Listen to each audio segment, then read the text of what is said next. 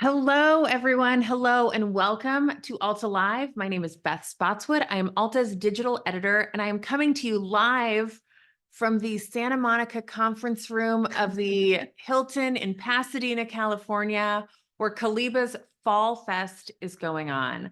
CALIBA is the California Association of Independent Booksellers, California's Independent Bookseller Association. And it is a very exciting trade show. It's taking place yesterday and today here in Pasadena. I am here repping Alta, and today we're gonna talk about what is CALIBA, what is the independent bookstore community in California like? Is there drama amongst it? The answer is a hard no.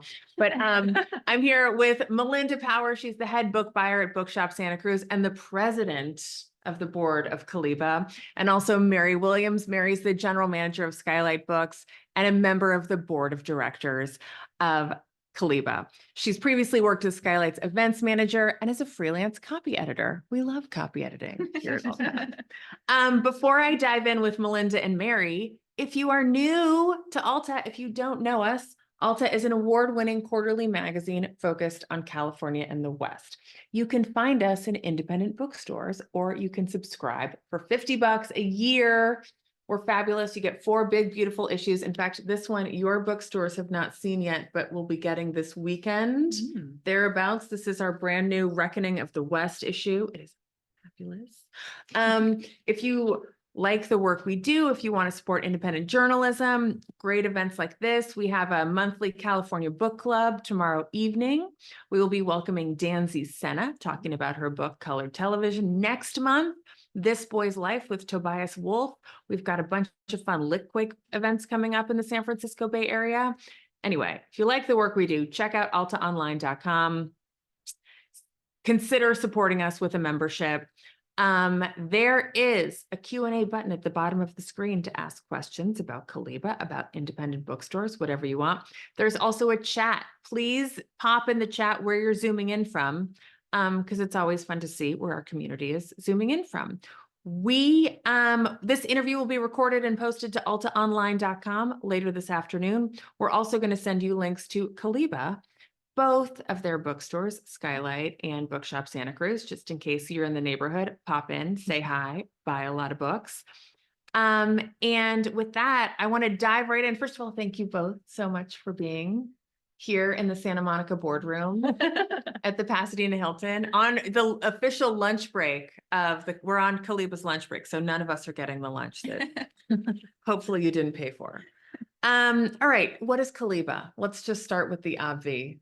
What is CALIBA? Right.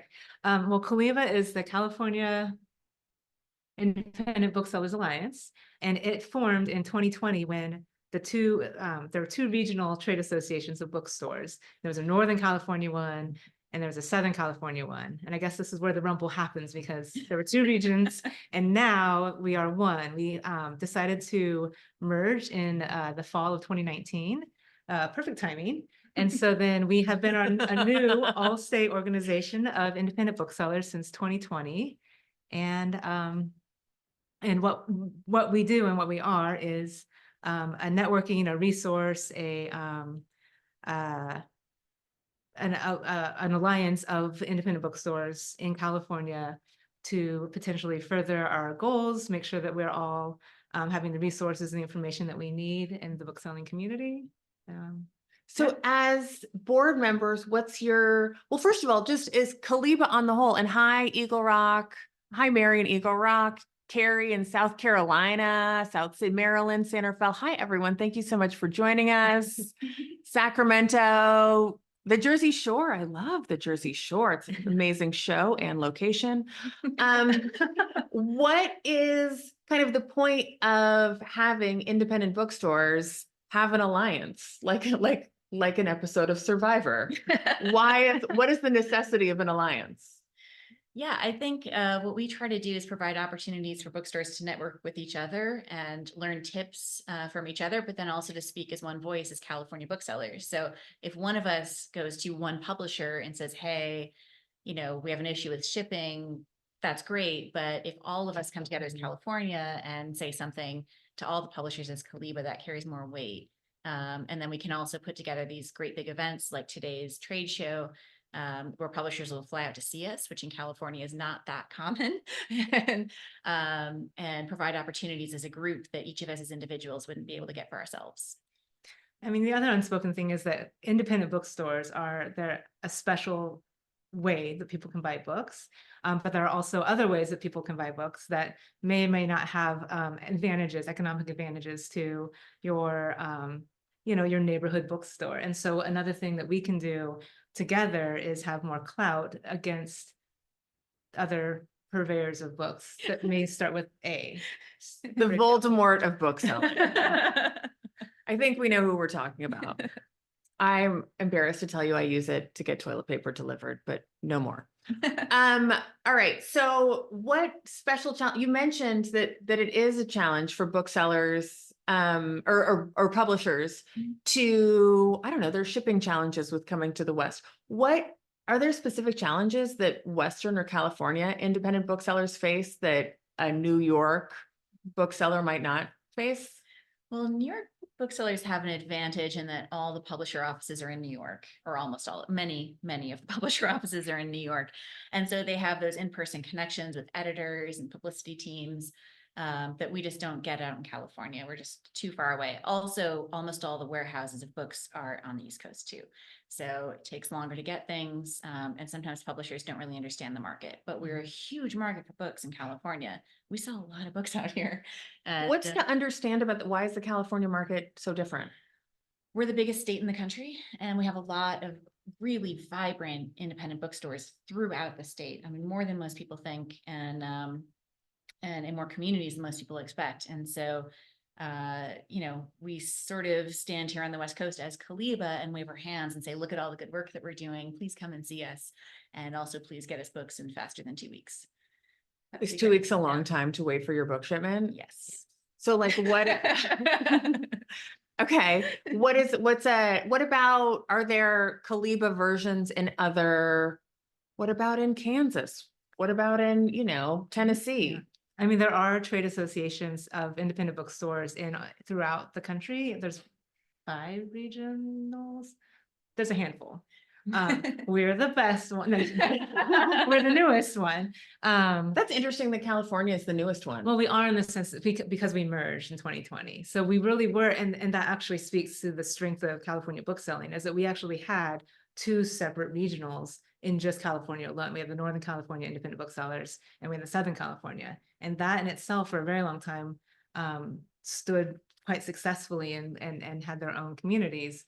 But we just found that we're one California, so why don't we all get together and bring that power, consolidate that power and that opportunity for networking and all of those pieces all together. And then we get to see Mary. and we get to see Mary. Well, I mean, yeah. We were in opposite organizations. So. We used to be enemies and now we're friends, which is not. Were you, you're Santa Cruz, so you were NorCal? Yeah, we're NorCal. Yeah, on Central Coast. Interesting. Yeah. And now you formed an alliance. Yeah, so it provides all those extra opportunities for us to network with. There's a lot in common between San Francisco bookstores and Los Angeles bookstores. And so now we get to all share everything that we know with each other. Amazing. All right. So what is the California community bookseller like? I mean, we joke that they're enemies. And I was asked before we went live, I was like, are there beefs? Like, does the bookshop down the street have a problem with the guy who's, competing for business necessarily? And one of you had mentioned that kind of independent bookstores are just inherently nice. Yeah, there are people who come to bookselling from other industries and they marvel at how much we share with each other and how not competitive we are with each other. So something that we get in the education sessions at an event like this is booksellers from across the state will come together and say, here's how I do buying, here's how I do marketing, here's my best idea that I've had last year, use it. And so we don't keep all of that to ourselves. We're stronger. Rising tide lifts all boats in bookselling. And I mean, going into different bookstores, it's like when you ask what is the community of California booksellers, it's like a big basket of cats and they're all different and weird. But if you go into a bookstore, maybe I'm imagining hurting it as president. Sometimes I feel like we're also hurting each other because we're also unique and different. Every bookstore you go in and you understand the feel of Skylight Books and you understand the feel of Sure. Bookshop Santa Cruz. And so because we aren't cookie cutter, even as we share our ideas and best practices, we all take them home and we turn them into what makes Bookshop do take that tool, or what Skylight would do. And that I think inherently just makes it more interesting and less competitive because we all are aware that we offer different things to Yeah. our customers. And it doesn't feel competitive. It feels like a community. So I know that there was bingo last night. What's in terms of like CALIBA, now you really have an opportunity to in person get all of your members, or as many members who can show up to Pasadena this week, these 2 days. What, in addition to like the fun things like bingo, can you tell me about the panels? Because I want to clarify that if you're following Alta Social at Alta Journal, you can see I've got a table set up in the vendor showcase where I'm trying to tell independent bookstores why they should carry Alta, why we're so great, why we love partnering with indie bookstores, have our magazine in your store, we do California Book Club, etc. And there's Simon and Schuster is in there, Red Hen Press, Angel City Press is in. There's lots of publishers in there. There's bookshop.org, which is a big indie bookstore supporter. I'm wearing their button because their table is next to mine.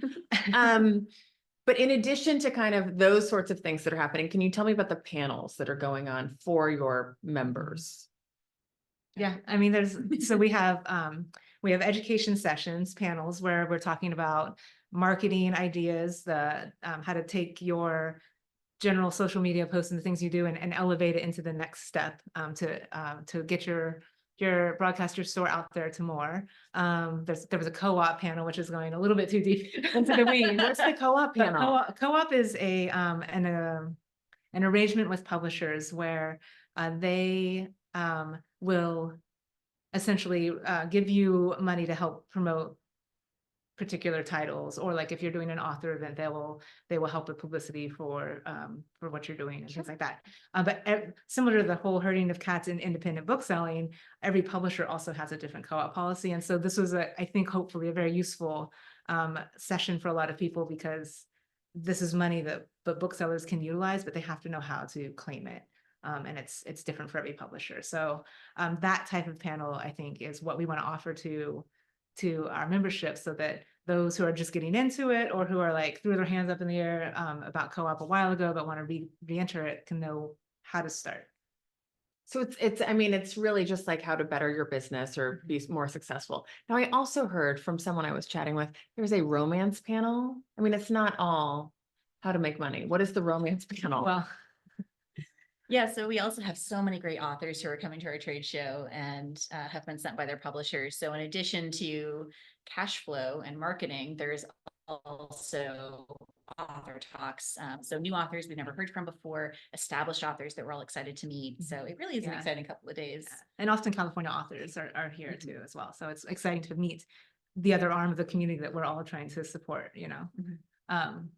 But there is romance. There is money in romance right now, as well, as I'm sure. I'm sure there's tons of money in romance. We all learned the term romantasy at some point, and now, yeah. But so is that the point of Fall Fest, that I mean, it seems like it's giving everyone an opportunity. It's giving me and it's giving Alta an opportunity to kind of promote ourselves to California's independent bookstores in one place. And it seems to be giving indie bookstores a place to learn more, to hear about new publishers, to find ways to better their business in their own way. What are your roles as board members on CALIBA? So I've been the president for the last 4 years, and I think we have an incredible office. We have a new executive director that we just came on board this year, Hannah, and then a really hardworking team of 2 other people, and they're the ones who are putting on the show with the volunteer help of the board. So we are a working board, and we've been running around carrying books, working the registration table, Finding us the Santa Monica boardroom. Finding us this beautiful boardroom. From which we will legislate later. But so really the board itself, I see my role is as helping the office do the work of the on behalf of the booksellers, on behalf of our member stores, and making sure that the office feels supported, making sure that the booksellers feel heard, and kind of building a structure. I was talking to a colleague of mine yesterday, and I was saying that I feel like Fall Fest, and what we want most out of it, or at least what I do, is it's a love fest. It's like a love fest with like bones to it. So we want to build a good feeling, and the Alliance itself, a good feeling that has the actual structures to it, so that when good feelings aren't enough and we actually need to look at bottom lines and all of these other pieces, like that's there too, but it's also just enjoyable. It's work and play. It's work and play. Yeah. And lots of books. So many But books. so when the board meets, what are you, I mean, in addition to planning, you know, events, trade shows like this, what else are you trying to figure out? Is it hearing from, I imagine, well, I'm making this up, but do independent booksellers reach out to you with their problems in the hopes that you can kind of lobby on their behalf? I mean, that has happened where Mhm. booksellers will say, you know, we're having a problem with X, Y, or Z. Can you take it to CALIBA board and see if the organization can do anything? And that'll come up. Melinda's been so great as president in terms of trying to think of big picture now that we are one organization, now that we're through those first couple years where we were just setting out fires. What do we, you know, what direction do we want to take the organization, and what's the best way to help California booksellers? Right. And I feel like I mean, so the other thing is that we do try to offer virtual programming now that we are one state and not everybody can make it to Pasadena. How do we provide education and community throughout the entire state? Up in Eureka, I saw someone in there in Eureka, and hi, Eureka. Anyway, I have family in Eureka, so I'm very excited about those bookstores. But really touching all of the state, and making sure that even if we can't all meet in person, we are still offering that level of resource and community to, you know, everyone. But then also taking this like the power and the data of independent bookselling in California and moving it in, potentially looking at like, how can we affect legislation in Sacramento? Like, What kind of legislation? well, like things that would help our business practices. So like looking at the monopolies and monopsonies of other competitors that we are facing, looking at just even the cost of living and things like that, things that we could potentially, that our business and all small businesses are affected by, but that we can lend our organization to, you know, to help it forward, I guess. Interesting. Right. Yeah, so that, and then into the publishing, and then we also have like Golden Poppies, which is our book awards. Oh yeah, tell us about the Golden Poppies. People are wearing, the judges are wearing their Golden Yeah, Poppy, the committee. excuse me, committee members. What are the Judge it. Golden, I mean, it makes it sound like we're so powerful, but what is the Golden Poppy? well, it's our California Book Awards that we do every year. We basically take submissions for, I don't know, I want to say like 7 or 8 different categories, from fiction, nonfiction, California lifestyle, kids books, and we present, it's committees of booksellers go through the long lists and come up with finalists that we announce in, I think, November. To our bookstores, so that they can go out and read and promote these books as well through the holidays. And then in January, all the membership gets to vote, California booksellers. And then we have winners in each of the categories that we get to celebrate. And they're all California authors or creators, which is, I guess, the piece of it. Oh my God, the Golden Poppy Awards. Okay, I love it. All right, one more question from me from Alta Live, and then we're going to dive into audience questions. All right, so in the CALIBA board staff world, what is the dream? What is the big goal? The yet to be achieved, but not next week, not even next year, but 5 years down the road. What is CALIBA going to look like? What are you going to achieve? How are you going to change the world? Well, Mary is our incoming president, so I feel like this might be a question that you could. Oh, sure. Yeah, and I think of you as the big picture person, but I'll take a crack at it. Yeah, so we are actually having a day-long board meeting tomorrow to work on that very question. But I would say that it's supporting the giant breadth of bookselling in California, because we have everything from very large stores in big cities to rural stores to micro stores, very niche bookstores. And I think that's something that our new executive director is working on, the board fully supports, is making sure that all booksellers are getting something from the organization, because there is a lot of new energy in the industry since the pandemic that I think we're all really excited about. And it's making sure that those people who may be new to small business ownership have the support that they need. And then also, to the extent that we can, influence things in Sacramento to make the state a better place for small business. And that's also another thing we're working on. I had no idea about the political component. That's so interesting. Well, that is the big that is the big picture. We have not yet passed legislation. Yeah. Right. But that's why we have this board room today. That's why we're here in the Santa Monica room. Yeah. All right, interesting. All right, I'm going to dive into questions from the audience, including I'm getting them from Team Slack. Okay, first of all, in terms of, I'm wearing the button for bookshop.org, and could you briefly explain what bookshop.org is for those that don't understand, and how that helps indie bookstores? Because we often with Alta, we will send people to your bookstores. We've done an event at Skylight. We'll do our best to kind of link to the bookstores, but instead of asking people to buy books online, Alta, if we can, sends them to bookshop.org. Can you tell us what that is and why it's important, or how it works, or is it working for you? No, I mean, so bookshop.org is a B corporation that was built alongside essentially independent bookstores, that community, to present an online option, for an easy online option for other customers when they don't want to shop with Voldemort, essentially. Yeah. So they affiliate with bookstores themselves, so that if you are a small store and you don't have your own online presence, you can go through bookshop.org and you can profit off of that. They share proceeds. But it also, anytime you shop with bookshop.org, it goes into a pool that is distributed to all registered independent booksellers to the country, which is also fantastic. And it's just really a tool to give someone like Alta really an option that they didn't have before, because the danger is, because we're so many cats in one basket, like every single website looks different, and you can't, like, you choosing which one you're going to support. If it's like you're just doing an event itself with a book, with Danzy's book, Right. how do you choose Skylight over Bookshop? I mean, but Bookshop Santa Cruz rather. But if you link it to bookshop.org, then you know that you're helping all independent bookstores. Right. All right. And Libro FM, I don't know, I know that you're not sitting next to their booth, but they are also fantastic. What's Libro FM? Libro FM is an audio component that it's another B corporation that has built alongside independent bookstores to essentially do the same thing and affiliate, so that bookstores can benefit from audio options. They are also here. Shout out to Louise, who's probably hustling over in the vendor showcase.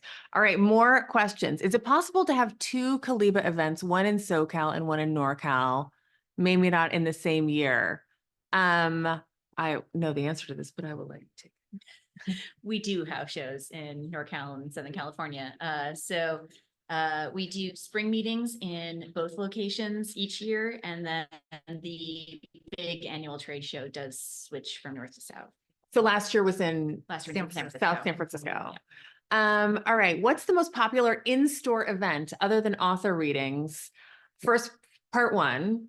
And part two is, what's the most popular sideline item? And for those of you who are like me and didn't know what sidelines are, I keep calling them side hustles. Sideline are the other stuff they have at bookstores, like cool socks, book-related socks, or readers, or pillow. I went into Roman's yesterday here in Pasadena, and like they have the coolest pillows, pencil bags. So what's the most popular in-store events? Perhaps for each of your bookstores, if there's a CALIBA consensus, and what are popular sidelines? I mean, for us, author events are by far the biggest events that we do, but we also have a literary fiction book club that meets in the store, and that's getting up to 50 people. So that's also doing quite well. And but almost all of our events are actually author talks. I'd say sidelines wise, we have a new gift buyer, and she just brought in some Snoopy merch that is the cutest thing you've ever seen in your entire life. Yeah, so it'll be like a little pencil case with a Snoopy on it, or a Woodstock, or it's adorable. And so that's been doing really well. We wanted to shout out for the name of the shop in Santa Cruz again. Bookshop Santa Cruz. What address, website? It's just bookshopsantacruz.com. We're at downtown Santa Cruz on Pacific Avenue. All right, where's Skylight?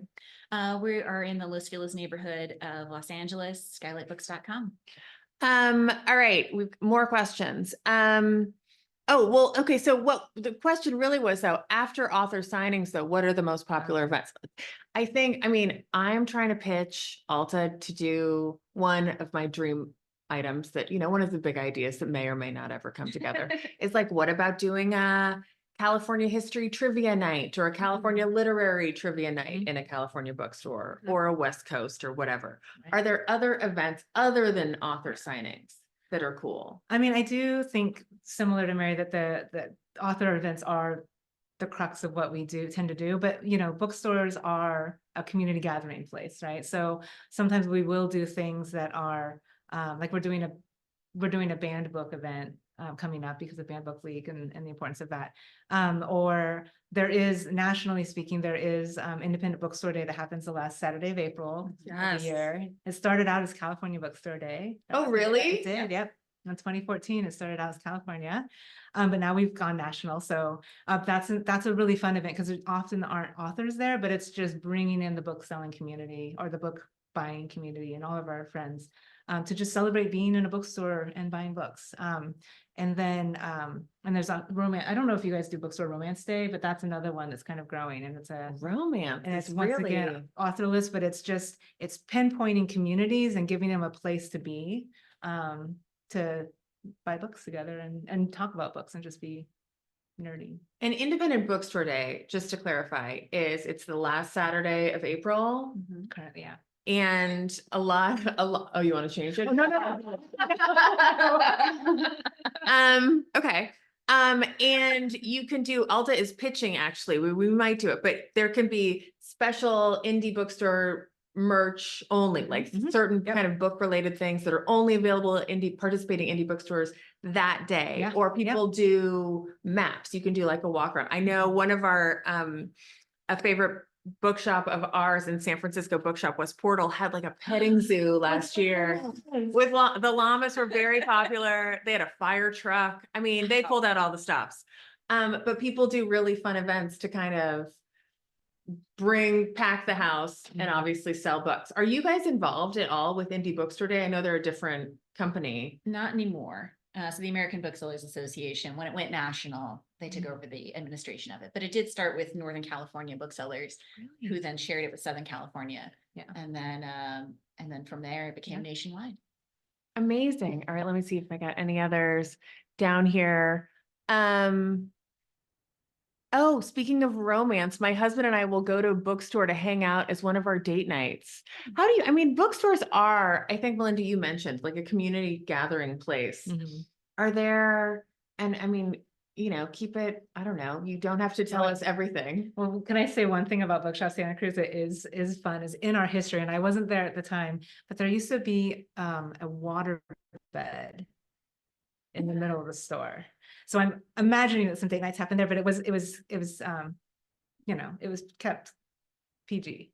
But why was there a water bed? I want to know that too. I should really go and look into what that, but I happened just to love it? the idea of it. I'm hoping that they decided it wasn't the best choice, and instead it didn't spring a leak, but I don't know. That's so Santa Cruz. It isn't it? I mean, a water bed. So, if you want more date nights in your store, maybe get a water bed. Apparently. I don't know that you want those kind of date nights. We have a lot of proposals in our store, and I'm sure you have too. But a bookstore proposal is a popular choice, which is always fun. Milton asks, hi from Eureka. What can readers do to attract authors for talks and in-store visits? Do you want readers to help with that?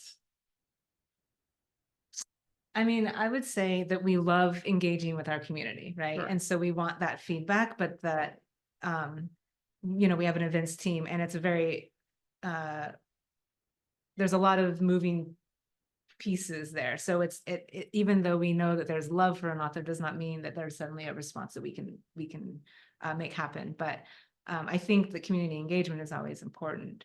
To be honest, actually sales of that person's book will help. Readers can help bring an author to our town if you know, that it's a beloved author then we know it through sales. All right, last question. How do you feel about kind of famous authors opening their own bookshops? Examples given, Ann Patchett. In fact, my mom asked me last night, is Ann Patchett there? I was like, where's her bookshop?